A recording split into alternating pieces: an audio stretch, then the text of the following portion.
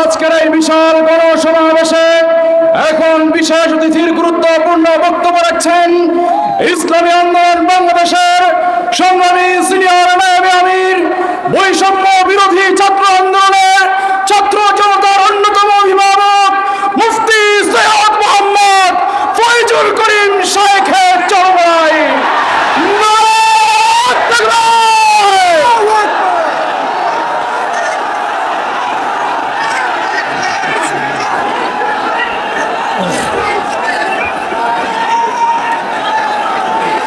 আসসালামু আলাইকুম ওয়া রাহমাতুল্লাহি ওয়া বারাকাতুহু। নাহমাদু ওয়া নুসাল্লি আলা রাসূলিহিল কারীম। আম্মা বা'দ। আউযু বিল্লাহি মিনাশ শাইতানির রাজীম। বিসমিল্লাহির রহমানির রহিম। ওয়া তিলকাল আইয়ামু নুদাবিলুহা বাইনান নাস। সাদাকাল্লাহুল আলিয়্যুল আযীম। আল্লাহুম্মা সাল্লি আলা মুহাম্মদ ওয়া আলা আলি মুহাম্মদ। ইসলামী আন্দোলন বাংলাদেশ কর্তৃক আয়োজিত আজকে এই সমাবেশের সভাপতি আমাদের শ্রদ্ধাভাজন আমির হযরত পীর সাহেব হুজুর চরমনাই দামাত বরকাতুল আলিয়া, কেন্দ্রীয় নেতৃবৃন্দ সহ সকল স্তরের জনগণ ভাইয়ার আমার, বৈষম্য বিরোধী আন্দোলনের মাধ্যমে আমরা আবার স্বাধীনতা পেয়েছি। আপনাদের কথা মনে রাখতে হবে, আজকে যে ভূখণ্ডে দাঁড়িয়ে আছেন এই ভূখণ্ড কিন্তু একবার স্বাধীন হয় নাই। একবার আমরা ব্রিটিশদের বিরুদ্ধে আন্দোলন করেছিলাম স্বাধীনতার জন্য। সেই আন্দোলনের দাবি কি ছিল? ন্যায্য অধিকার। ব্রিটিশ মুসলমানদের বিরুদ্ধে, এদেশের মানুষের বিরুদ্ধে জুলুম অত্যাচারের স্টিমুলার চালিয়েছিল। এই জুলুম থেকে বাঁচার জন্য মানুষ ব্রিটিশদের বিরুদ্ধে আন্দোলন করেছিল, জীবন দিয়েছিল। আপনারা জানেন, চাকরি চর থেকে শুরু করে খায়বার পর্যন্ত এমন কোনো গাছ ছিল না যে গাছের মধ্যে একজন আলেমকে ফাঁসিতে ঝুলানো হয় নাই। লক্ষ লক্ষ মানুষ জীবন দিয়েছিল। এই বাংলার মধ্যে ৮০,০০০ মাদ্রাসাকে ভুলুণ্ঠিত করা হয়েছিল। দিল্লির মধ্যে ১,০০০ মাদ্রাসাকে নিচ্ছিন্ন করা হয়েছিল। হাজার হাজার লক্ষ লক্ষ মানুষ হিজরাত করতে বাধ্য হয়েছিলেন শুধু একটা আশায়, মানুষ শান্তি পাবে, মুক্তি পাবে। দেশ স্বাধীন হলো, ব্রিটিশ চলে গেছে, ভেবেছিলাম এবার মানুষ শান্তি পাবে, মুক্তি পাবে। কিন্তু না, আমরা দেখলাম মুসলমানদের বিরুদ্ধে ওরা আবারও ষড়যন্ত্র শুরু করেছে। মুসলমানদের অধিকার প্রতিষ্ঠিত হচ্ছে না, মুসলমান অধিকার পাচ্ছে না। আবার মুসলিম লীগের নেতৃত্বে এদেশের মানুষ আন্দোলন করেছিল, সংগ্রাম করেছিল মুক্তি পাওয়ার জন্য, শান্তি পাওয়ার জন্য, নিরাপত্তা লাভ করার জন্য। পাকিস্তান নামীয় একটা ভূখণ্ড আমরা পেয়েছিলাম, ভেবেছিলাম আমরা শান্তি পাবো, মুক্তি পাবো। পাকিস্তানের দুইটা অংশ, পশ্চিম পাকিস্তান, পূর্ব পাকিস্তান। এই পশ্চিম এবং পূর্ব পাকিস্তানের মধ্যে ১৭০০ কিলোমিটার ডিস্টেন্সের মধ্যে একই নামে দুইটা রাষ্ট্র ভাগ হয়ে, ভারত থেকে ভাগ হওয়ার কারণটা কি ছিল? একমাত্র অধিকার, একমাত্র শান্তি, একমাত্র মুক্তি। কিন্তু আমরা কি দেখেছি? পশ্চিম পাকিস্তানের লোক আমাদেরকে মুক্তি দেয় নাই, অধিকার ফিরিয়ে দেয় নাই। তারা বৈষম্যতা সৃষ্টি করেছে। চাকরি বড় চাকরি তাদের, ছোট চাকরি আমাদের, ভালো খানা তাদের, খারাপ খানা আমাদের। ভালো পড়বে তারা, খারাপ পড়বো আমরা। আবার মানুষ আন্দোলন সংগ্রাম করেছে বৈষম্যের বিরুদ্ধে, যে না, আমরা সাম্যতা চাই, আমরা প্রত্যেক অধিকার ফিরে পেতে চাই। এর জন্য দেওয়া হয়েছিল ৬ দফা, ১১ দফা, ১৮ দফা, ২১ দফা। মানুষের সেই দফার মধ্যে শুধু একটাই স্লোগান ছিল, আমরা মুক্তি চাই, শান্তি চাই। এই শান্তি পাওয়ার জন্য মানুষ আবারও অস্ত্র ধরেছিল, জীবন দিয়েছিল, রক্ত দিয়েছিল। মানুষ এদেশ থেকে বিদেশে পালাতে বাধ্য হয়েছিল শুধু একটা আশায়, মানুষ শান্তি চায়, মুক্তি চায়। দেশ স্বাধীন হয়ে গেল হাজারো রক্তের বিনিময়, জীবনের বিনিময়, কিন্তু না, ৭৫ আমরা কি দেখলাম?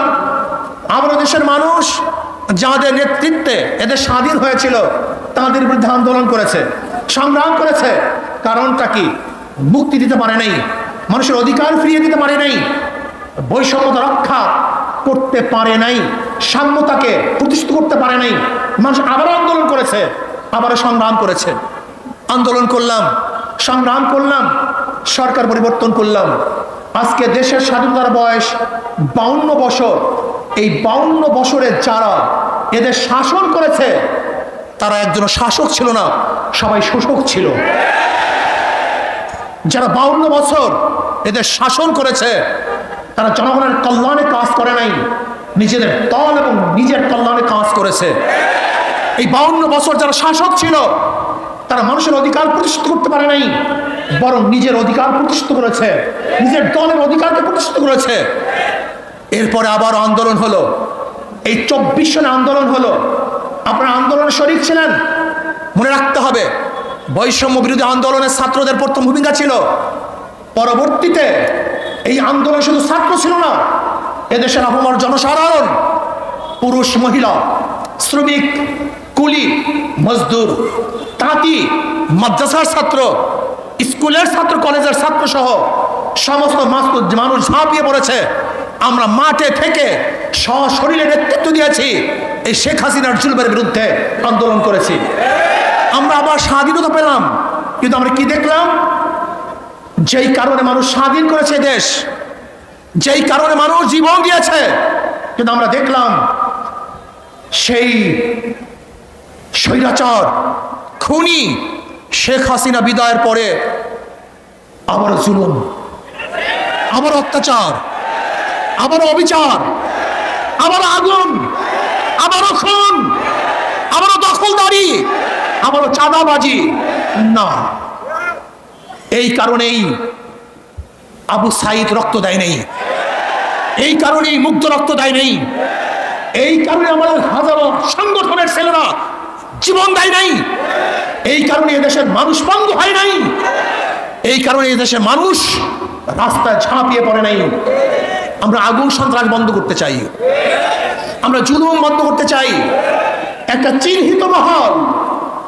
চিহ্নিত মহল সুযোগ সন্ধানী তারা আবারও সমস্ত ঘাটগুলিকে দখলে নিয়েছে, সমস্ত প্রতিষ্ঠানগুলিকে দখলে নিয়েছে। না, দখলদারদেরকে আমরা আর দেখতে চাই না, খুনিদেরকে আর দেখতে চাই না, জালেমদের আর দেখতে চাই না। যারা 52 বছর ক্ষমতায় বসে জুলুম অত্যাচার করেছে, দ্বিতীয়বার তাদেরকে আর ক্ষমতায় দেখতে চাই না। আমরা চাই এদেশের মানুষ মুক্তি হবে, শান্তি পাবে। এদেশের মালিক জনগণ, জনগণের সাথে সেই মালিকানা আচরণ করা হবে, জনগণের সাথে ভদ্র ব্যবহার করা হবে, জনগণকে শ্রদ্ধা করা হবে, সম্মান দেওয়া হবে। কিন্তু দেখা যায় কোনো অফিসের মধ্যে কোনো জনগণ যদি ঢুকে, মনে হয় যেন মানুষ আসে নাই, জানোয়ার এসছে। ওরা জানোয়ারকে যেইভাবে স্নেহ করে, একটা কুকুরকে ওদের বিছানায় উঠায়, একটা কুকুরকে আদর করে, একটা কুকুর করে নিজের হাতে খাওয়িয়ে দেয়, আর মানুষ রূপে আশরাফুল মাখলুকাতের প্রতি ওদের কোনো শ্রদ্ধা নাই, সম্মান নাই, স্নেহ নাই, মমতা নাই, ভালোবাসা নাই। এর কারণে এদের স্বাধীন হয় নাই। জনাবে মুহাম্মদ রাসূলুল্লাহ সাল্লাল্লাহু আলাইহি ওয়াসাল্লাম যেরকম ফতে মক্কার দিন ঘোষণা দিয়েছিলেন, আজকে কে আমির, কে মামুর, কে সাদা, কে কালো, কে কুরাইশ, কে নন কুরাইশ, কে গোলাম, কে মালিক, এর কোনো ভেদাভেদ থাকবে না। সবাই আশরাফুল মাখলুকাত মানুষ, সবার অধিকার সমান থাকবে। কে দল করে, কে দল করে না, কি আমার দল করে, কে অন্য দল করে, কে কালো আর কে সুন্দর, কে বড়লোক, কে গরিব, কে শিক্ষিত, কে মূর্খ, না, এরকম ভেদাভেদ আমরা চাই না। কে মুসলমান, কে হিন্দু, কে খ্রিস্টান, এই ধর্মীয় বৈষম্যতা আমরা চাই না। এদেশের প্রত্যেকটা নাগরিকের অধিকার সমান থাকবে। আমরা সবাই বাংলাদেশি, আমরা সবাই বাংলাদেশের নাগরিক। আর স্বাধীনতা এবং জুলুম নির্যাতনের ব্যাপারে একমাত্র গ্রান্তি দিতে পারে ইসলাম। ইসলামের বাহিরে কোনো নীতি আদর্শ সাম্যতা স্থাপন করতে পারে না, মানুষের অধিকারকে ফিরিয়ে দিতে পারে না। কাজে আসুন, আমাদের কর্ম শেষ নয়, আমাদের কর্ম এখনো অনেক বাকি আছে। সমস্ত মানুষের দ্বারে দ্বারে যেতে হবে, মানুষের সেবায় আমাদের আত্মাকে উৎসর্গ করতে হবে। ইসলামী আন্দোলন বাংলাদেশের প্রত্যেকটা মানুষের নিয়ত থাকতে হবে, আমরা একজন সেবক, আমরা জালেম নই।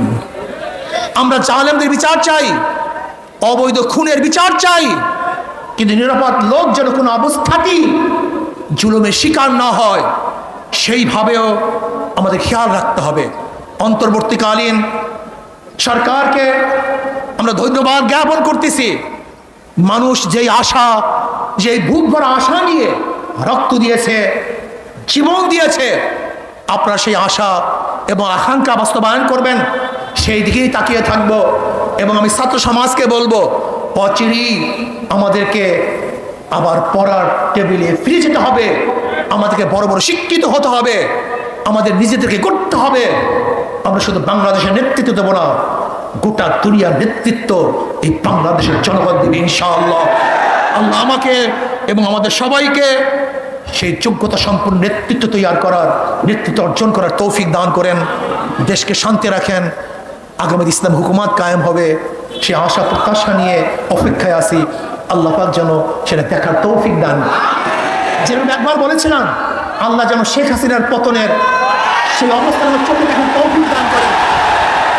আজকে আমরা বলেছি, আল্লাহ যেন আমাদেরকেও সেই ইসলাম হুকুমাত চোখে দেখার তৌফিক দান করেন। আসসালামু আলাইকুম।